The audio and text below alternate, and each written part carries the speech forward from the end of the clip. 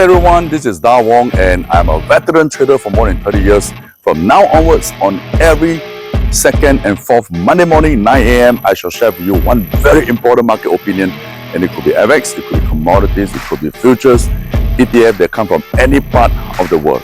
And I want you to watch this because this is a very important information and it could make you some profits. Alright, so stay tuned, subscribe to us and keep sharing this video. I'll be right back.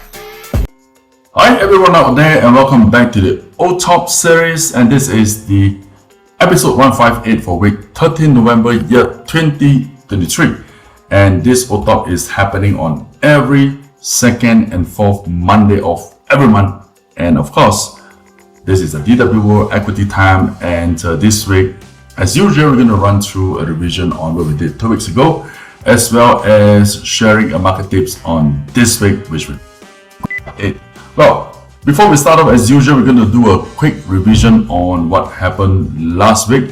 Alright, last week in the market, what we are seeing here is Moody's Investor Service cut the US outlook from stable to negative, alright, due to the increasing government deficit and debt, alright, which US government is likely to go through another shutdown. And very importantly, the Gaza war between the Hamas and Israel is still going on, and we are seeing a lot of instability in the regions. And the Federal Reserve Powell last week also mentioned that it is not confident if the policymakers have done enough to control the inflation, and that actually means there could be another rate hike. But however, on Friday, actually jumped 400 points higher very unexpectedly, which we believe this week perhaps Dow Jones will be firm in the first few days, but eventually we are still looking for the turn down. Alright, so Dow Jones on Friday was up 391 points, closing price at 34,283. S&P was up 67 points as well, closing price at 4415, and Nasdaq gained 270 points, very enormous, right? And the closing price was 13,798. And gold prices dipped down $27 on Friday. All right, closing price at $1,942 per ounce. All right, and the WTI crude prices was up $1.61. Pretty inactive, all right, and trading below $80. So this week, what are we going to look at? Stay tuned very quickly, don't turn away, and we are coming back to you. But before we start on, we want to share with you a quick revision on what we were talking about 2 weeks ago. All right, 2 weeks ago we were actually looking at the Nasdaq turning down, and we shared market news on inverse ETF on Nasdaq, all right, and that was in the price 2 weeks ago, about 14 days ago, all right, and the price was about $20.60. All right, it did run up for 2 days and to $23.18, and it came off because there was a regain in strength. But however, if you actually long SQQQ ETF somewhere in the region of $20 or $21 per share, currently trading at 17.28. It is still a hold because this market movement is very close and near to the bottom, and there could be a turn up anytime, unless if it breaks down below $16 per share. Then you may want to implement the cut loss. All right, now OTOP 158 for the week 13 November year 2023.